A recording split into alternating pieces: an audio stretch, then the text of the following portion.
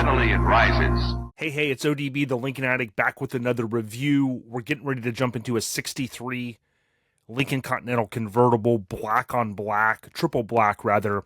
And I think this car is very, very nice. What I want to reinforce as we jump into the 63 is for that model year, there's 28,095 sedans and 3,138 convertibles produced for that model year. Now, the 63 was the fifth total convertibles for one particular model year. And that came, of course, behind 65, 64, 62, 66, and then, of course, 63. The numbers all come in very, very closely. So as an example, the most convertibles produced for one particular model year was 1965. That was 3,356. And then for 1963, 3,138. So again, very, very, very close numbers overall. What I want to do is, if you are new to the channel, please consider subscribing. I really appreciate it. We're going to jump into this eBay listing, okay? This eBay listing is for a 63 convertible, again, triple black. It is listed in California from kind of a dealer, if you will. We'll take a look at their location via Google Maps here in just a moment. Now, the first thing that's going to stick out to you is $112,125 starting bid. So on eBay, the seller can set the reserve, they could set the starting price, things such as that. There's a lot of flexibility there. They mentioned that there is a buy it now of $149,500. So what that basically tells us is they're looking to get somewhere north of 112,000, and we don't know exactly where the reserve is. Of course, it could be 120, it could be 125. It also could be a situation where I've seen where, these brokers or these dealers will, put out there a very nice car, hoping that, hey, give us a call, money talks. And, certainly I would assume that, if an offer was made, it would potentially seal the deal. What I'm here to do is reinforce a few things you would want to ask. Let's look at how nice this car is. And then, of course, we'll round it out with, do we really think it's worth what they're asking? So if we jump down here again with eBay, there are multiple fields that you could see here that the seller would, that they would fill in, right? And without the photo of the VIN tag or the door tag, there's only so much information that we can kind of gather, right? What they're stating is that there's 26,827 miles, right? So that's going to help drive the price up if that is accurate. Now, I know some of you are probably thinking, hey, are we sure that's not 126,000? We're not 100% sure. The only thing that could maybe verify that is paperwork, but we'll also take a look at a few key tells, if you will, that I always kind of suggest that you can kind of look at to see how driven was a car, how how, I don't want to say how abused, but, you can kind of look at a few things and kind of gather how well it was maintained, if you will. Now, the VIN number itself tells us the 3, of course, is the 63, and it's a convertible. And then we look at these last 5 digits, and we see it's the 30,130th produced for that model year. So kind of later into that 63 production. Again, because we had 28,095 sedans and we had 3,138 convertibles. So again, that number comes in very at the end, kind of that summer of 63, this car would have been produced. The key thing about this is we do have a decent description, and we see that this car is at a place called West Coast Classics. We'll take a look at that. They have either copy and pasted or they've done a good job to kind of pull together a lot of this information, and I'm not going to read through it all, but what they go on to say is these are the added factory options, which include, and some of this was automatic, but of course, like the one that they called out is the air conditioning, which was not automatic, about $500, give or take, back then, which was a lot of money. Of course, the automatic headlight dimmer, the tinted glass, if it's convertible, things like that. I think that was automatic, but they do mention a few things, like for instance, leather upholstery. That was automatic on the convertible. You didn't have to pay the extra $100. So again, sometimes with this, you're going to see like a copy paste, maybe from an older listing or wherever they've sourced this information over the course of time. There's a lot of information kind of buried in here. There's their toll-free number, and they also mention that you can schedule a test drive, but it is by appointment only. So naturally, they don't want folks just kind of showing up at their facility. Now, if we click here and we go ahead and expand the photos, I'm able to kind of toggle through these. And what we see is, of course, a beautiful 63 Lincoln Continental convertible. It's black in color. The paint looks nice. The body looks nice. You can see the facility that it's at. You know, they've stored cars. These guys know what they're doing, things like that. We can see, of course, their watermark down here. We do see that it has the bias ply tires. There are some people, I haven't talked a lot about this, there's some people that really love the look of a bias ply tire. It's kind of era specific, if that makes sense.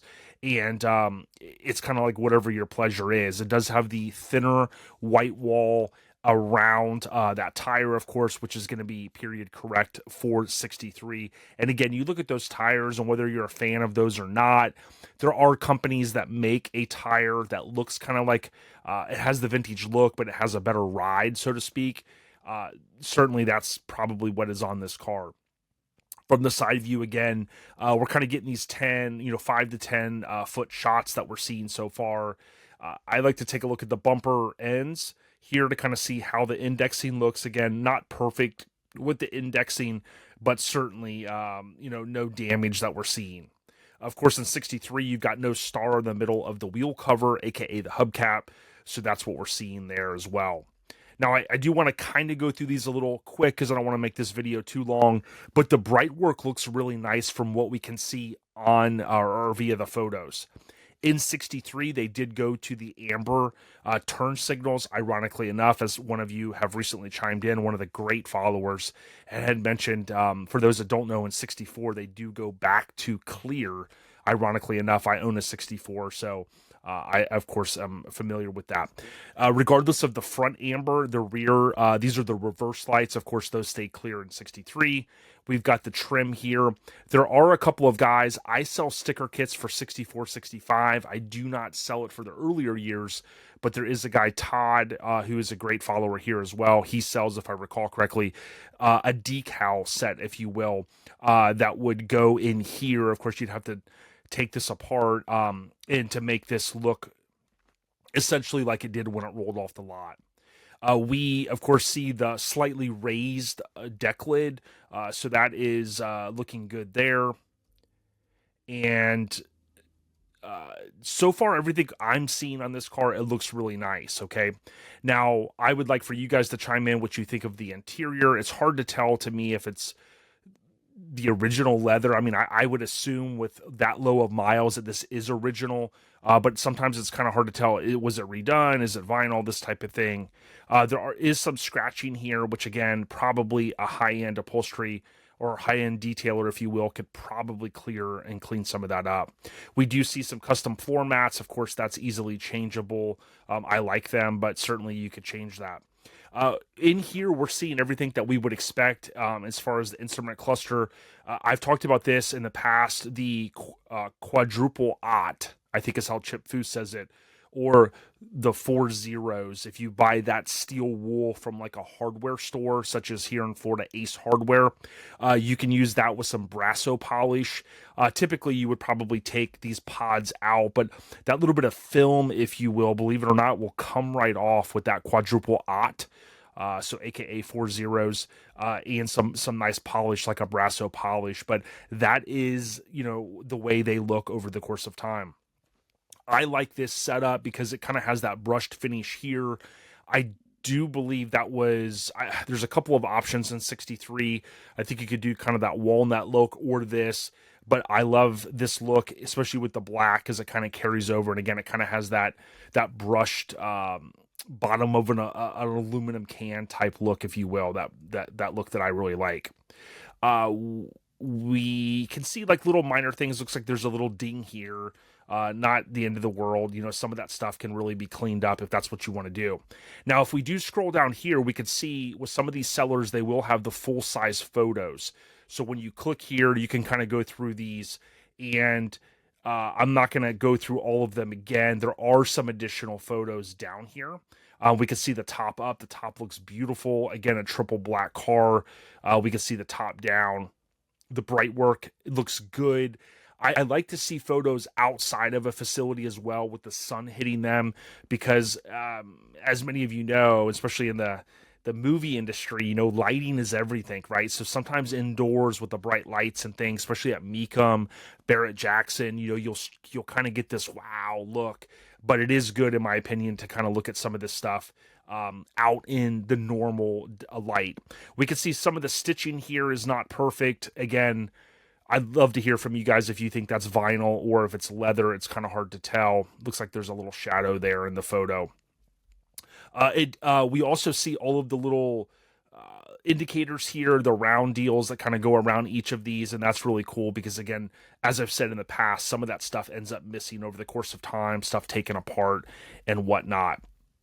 I know I'm going a little fast through some of these photos. Again, I'm just trying to kind of keep these videos at a decent length. Keep in mind, I always put the link to the listing in the description. So if this car is piquing your interest, certainly you can go click and you can look through all these photos. In the engine bay, we're seeing what we would expect an MEL 430. This is an air-conditioned car, so we see the AC compressor here. We do see a battery disconnect, which is key on these older cars. A few things that stick out to me is, let's see if we can... I swear there were some more engine bay photos. Let's see if they're up here. And if not, I'll try to explain what I saw. Okay, right here. All right, so a few things I would point out. These are just very minor. So you've got this this heater hose here that's blue. You know, if that's something that's driving you crazy, you would want to change that out. Just make it black. Again, that's probably whatever, whoever was doing some work on it at the time, that's what they had. They went ahead and put that on there. This would typically be black, right? You also see the single pot reservoir. I've talked at links. I think a dual is a good upgrade. We also see, ironically enough, we see the dual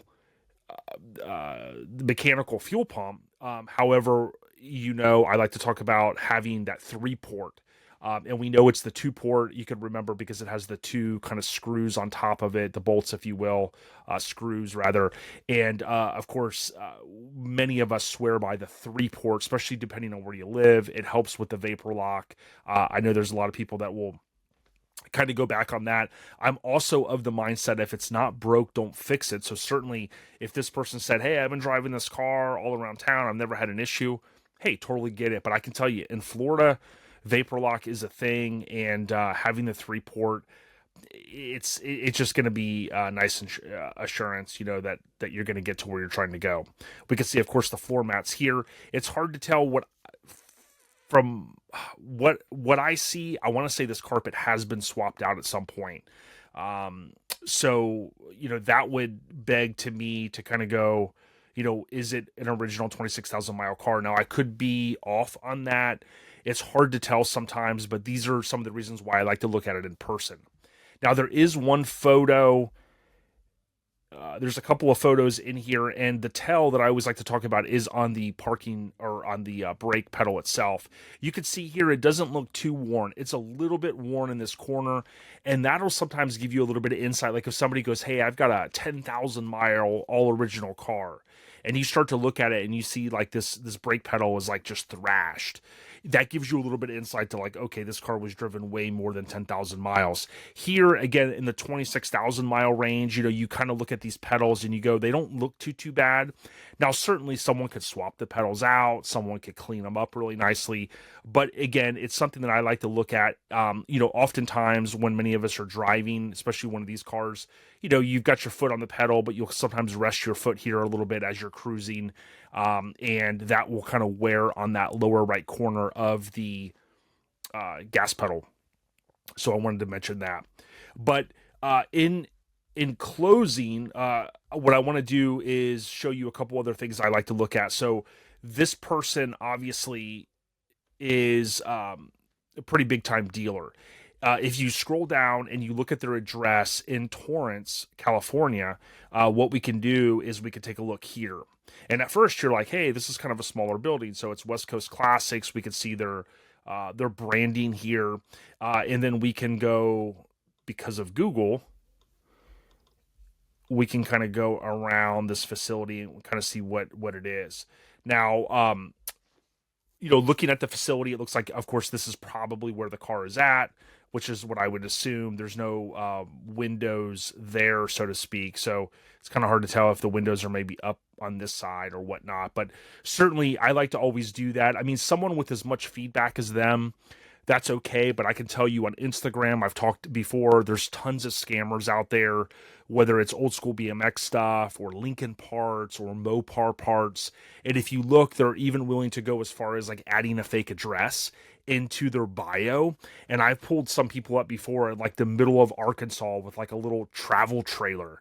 And they had this beautiful facility, and you're like, well, hold on. How do you work inside that little thing? And you're saying that you've got this big place, right? So certainly, again, eBay, they've got a lot of great sellers on there, and we can kind of see here and validate that, hey, these guys are legit. The other great thing is they offer, hey, if you want to come out and visit our location, just give us a call, schedule it. You can come in, I even think on Saturday, and schedule a test drive. Now, the last thing I want to talk about is it worth that much money? So I know some of you are seeing that north of 100K, and you're going, wow, that's way too much. If we look at Haggerty, we could see the price ranges from about 25,000 without AC to just north of 100K at 111. Now, keep in mind, they've got the caveat here, add 10% for the factory AC, which is key. This is a factory AC car. So one could argue that this car, a concourse condition, about 120,000. Now, the questions that I would ask if I was looking to buy this particular car, and I'm going to stop sharing my screen, are basically as follows, right? There's a lot of good photos of this car, but we need to see underneath this car, okay? They have a facility, and again, they might just kind of be saying, hey, we put this car out there and we want you to call us, right? There are sales folks. Hey, give us a call. Let's talk about it, right? Come check it out. Come down to our place. Come to our facility. But the key thing is you want to look at underneath this. They do have a facility with lifts. I'm sure that they would oblige to saying, hey, yeah, no problem. Let's put it up on a lift. Take a look at it. Make sure that it's as nice of a car as it's kind of presented on the top. If I remember correctly, and I forgot to mention this, I do believe it has the California emissions on the MEL 430. And I'm going to scroll down here real quick. That would indicate that it is a California car. And I've talked about in the past, without us having a photo of the VIN or the door plate, if you will, we really can't break down what was the destination sales office. And because we can't do that, we don't really know where the majority of the time. Yeah, it does have the additional emissions that I've talked about for the California car. So, looking underneath it, looking in the trunk area, right? Especially up underneath the deck lid, right? You want to make sure, John Cashman would kind of talk about, sometimes I've seen him do it, you take a little fist and you kind of tap on the deck lid, make sure that it's not raining down with rust inside there. That is actually kind of a typical thing you'll see in a lot of these cars, because I've talked about the adhesive that was used between the inner skeleton and the outer skin of those deck lids, can tend to rust. Now, again, some of that is going to maybe be negated with, number one, a super nice car.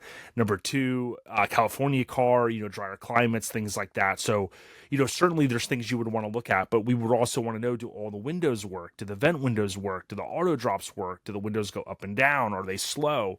The reason being is when you get to that $111,000 to $120,000 price point, that concourse restoration type level, to me, you would want all of that to work. You'd want the air conditioning to work. Now, there's a lot of information in there, and I did skim through it, so some of those things could be there, but certainly those are things that you need to look at. Those are things that you need to make sure are working, because the last thing you want to do is cut a deal over the phone for a six-figure car and then find out, oh, The tires are, a date code of 9 years ago. Air condition doesn't blow cold. I got to have my local guy do that. Oh, he's saying it's not just a recharge. Now I've got to change this and this and this. The windows are slow, or, this or that. We can look at some of the photos and see, hey, are the windows down when the top is down? Okay, yeah, that does give you a little bit of indication of, hey, yeah, okay, great, the windows do work. But those are things that you want to think about, right? Those are things you want to see. Um, I know some people will put videos on eBay. I don't see it as much, but certainly we need videos of the top working, of the auto drops working, of the windows going up and down, the vent windows, so on and so forth, because all of that is going to help. And let's say you're not in California and you're like, hey, I really want this car. It's a dream car. I want to make my way over there. I want to check it out. Well, having that intel, if you will, beforehand, before spending that plane ticket or that extra weekend or that paid time off at work to be able to go out, to be able to go out there, that says a lot about, doing some of the original intel that you could do to make sure that you're going down the right bunny trail. Let me know what you think. I do think more than likely with this dealer that you could probably cut a deal, but from what we can see on the outside, it does look like a very nice car. 63 is super desirable. Triple black, you can't go wrong with that. It's an AC car. It's got a few extra options, so on and so forth. So let me know what you think. Thank you for the support and stay on the rise, everyone. ODB, the Lincoln Addict. I'm out of here.